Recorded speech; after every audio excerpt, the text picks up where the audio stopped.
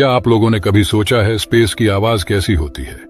पहली बात तो अंतरिक्ष पूरी तरह से शांत है और यहाँ कोई हवा मौजूद नहीं है, क्योंकि अंतरिक्ष एक वैक्यूम है और ध्वनि तरंगें वैक्यूम के माध्यम से यात्रा नहीं कर सकती। लेकिन फिर भी अंतरिक्ष में मौजूद रेडियो वेव्स द्वारा वस्तुओं की आवाज को सुना जा सकता है और वैज्ञानिकों ने इसी तरह स्पेस से आने वाले रेडियो वेव्स को साउंड वेव्स में कन्वर्ट किया। तो चलिए अंतरिक्ष में मौजूद उन रहस्यमय आवाजों को सुनते हैं।